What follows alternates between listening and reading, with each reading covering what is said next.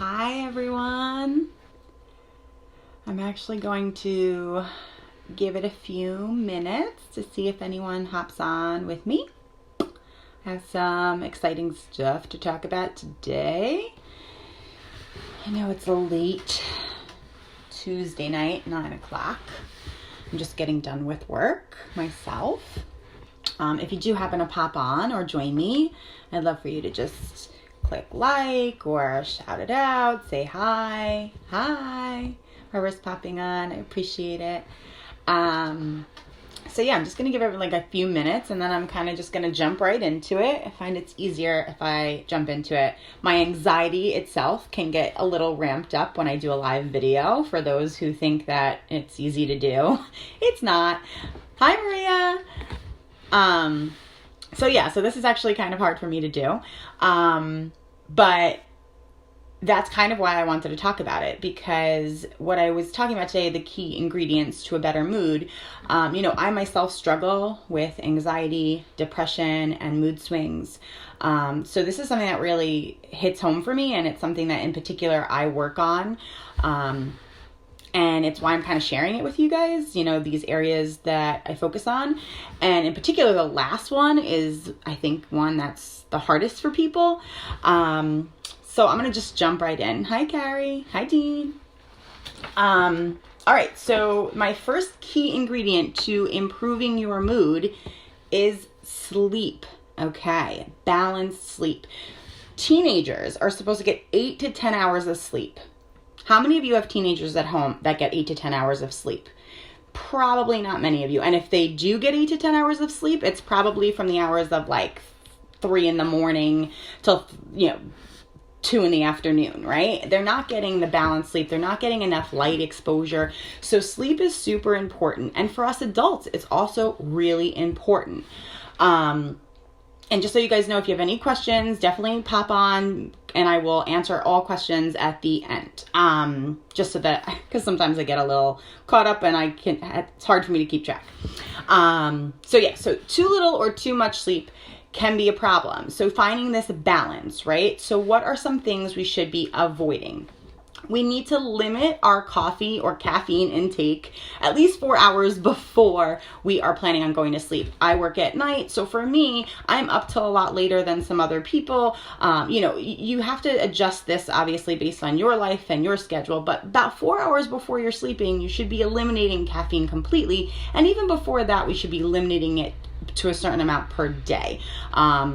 1 to 2 cups of coffee a day is probably enough caffeine to really keep you going and keep you up, especially if you have trouble falling asleep. Other things to avoid: blue light, your cell phone, especially an hour before sleep. Television, things like that. These things that have the blue light actually there's research proving that it's distracting, it's causing light disruption, and it decreases the amount of melatonin that we naturally produce in our bodies that help us sleep. So, scientifically, not good for us right before bed. So if any of you are watching this and should be asleep, maybe you should not and watch the replay later. So sleep is super, super important. Too little or too much. So getting into a bedtime ritual an hour before bed, it's usually good. Putting the phone away, shutting the TV off, settling down, getting a ritual going, something that starts to happen every night at around the same time every night. For me, I have my Fitbit. It's set to 10:30. It gives me a little beep, and that lets me know I have a half an hour before I'm supposed to be in bed. My goal is to be in bed every night at 11 and to be up by 6. That gives me 7 hours of sleep. I'm a mom of toddlers, so 7 hours of sleep is probably the most sleep I'm ever going to get right now. So I'm grateful, but that's in that range of healthy sleep, and that's what I aim for every day. Now, if you're getting too much sleep, that might be signs of depression. Some things are signs to help you improve, reducing the amount of sleep that you may need is preparing to get up in the morning, sitting out your clothes, getting your coffee prepared for the next morning, adjusting your thermostat, keeping the temperature cool at night and then increasing in the morning. So that way you're warm and comfortable and it's a little easier to get out of bed. making sure that you get 30 minutes of sunlight every day, usually before the hours of 12 p.m. If you can get some sunlight, 30 minutes is great, but hey, look, 5-10 minutes, anything you can do, natural sunlight, vitamin D, it's super helpful, and it's proven that light can really help adjust our mood. And and help us sleep or get up and get into a ritual of sleep, and 30 minutes of physical activity. That's kind of leading us into our second key ingredient for a better improved mood. Physical activity, number 2. Okay, so you guys knew this was coming, right? What do you think helps with improved mood? Serotonin. So by working out just 30 minutes a day, brisk walk. This is not extensive, overwhelming activity, right? Just 30 minutes of brisk walking every day can improve your mood by increasing your serotonin levels, which helps regulate mood, sleep, and appetite. So it's really helping you in many ways. Also, by 30 minutes of activity a day, you have increased energy levels, and let's be real, eventually there's increased self-esteem and confidence, and that leads to better mood as well. So it's huge, right? And they say that 30 minutes of just light, moderate physical activity is actually just as helpful as an antidepressant for mild to moderate depression. So hey, if you're looking not to take medication or to, people ask me all the time, do you have any natural ways to help improve depression without taking medication? Yeah, physical activity, okay? That's one great way. Making sure you're getting enough sleep. And the third thing, your nutrition, okay? Balanced nutrition. This means consistently fueling your body with healthy foods, okay? Consistently throughout the day. So that means small meals, right, throughout the day, and healthy small meals throughout the day. This helps keeps our body functioning. It helps clarity, and all around just so important, right? So here are some things to avoid doing.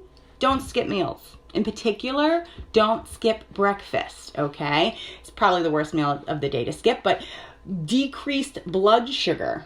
Okay, that's why. It'll make if you just skip a meal, you're probably more likely to have a drop in your blood sugar, and that leads to you feeling weak and tired. Okay, so that's not a good mood. You're weak and tired. I don't know about you. I skip a meal, I'm hangry. Anyone else hangry when they skip a meal? That's why, right? So you're dropping that blood sugar. Another thing to avoid, cutting out food groups entirely. I know a lot of fad diets are out there. I just know a lot of diets out there in general that cut whole groups of food completely out. I understand why many of them may do it, but here's what I'm saying. If you're cutting whole groups of foods out, you're probably not getting a lot of essential vitamins and nutrients that your body really needs. So unless you're making sure you're making up for those essential vitamins and nutrients somewhere else, then cutting out whole food groups is probably a bad idea. And there was proven that decreased levels of zinc, iron, vitamin D, omega-3 and fatty acids. If we have low levels of these, our mood's going to be decreased. So with eliminating whole food groups, we may run that risk. Another thing to avoid, and this is a huge one, and I don't know if I have to say this, but I think I should, refined sugar and carbs, right, guys? So if we're just taking in tons of refined sugar and carbs, same thing. We're increasing our blood sugar rapidly and then rapidly decreasing it, and creates a spike, and then we have no energy and we're irritable, right? So these are things to avoid. Some tips for improved nutrition. Make sure you're setting up eating every few hours, okay? So every 2 to 3 hours, have a small snack. Make sure your meals are small, break them up.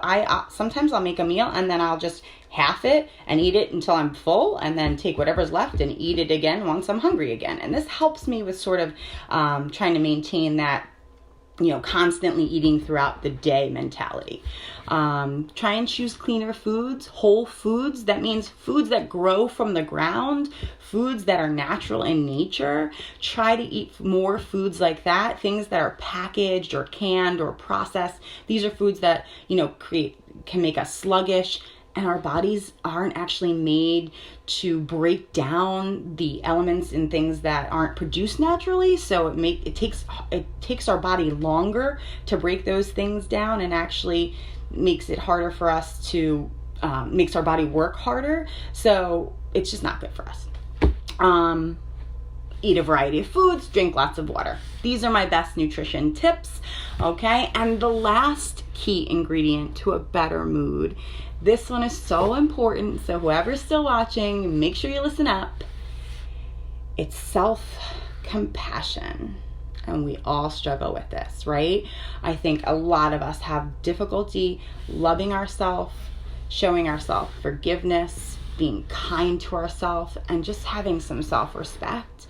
And a lot of, being able to balance, and obviously, balancing our sleep and our nutrition and our physical wellness. These are things that are, we can set goals for, and we can, attack pretty easily. We can see clearly on paper, we're like, why we may not be, doing these things well. But when it comes to self-care and self-love and self-compassion, it is the one area that we need for everything in our life to be a little bit happier, right? If we don't give ourselves a little grace in working through our struggles and overcoming the difficulties of life and our relationships and the interpersonal connections we have, the daily stressors of work and kids and family, right? If we don't give ourselves a little grace with all those things, if we don't practice things like mindfulness, if we don't practice, that self-care, just giving yourself a little pat on the back when you need it,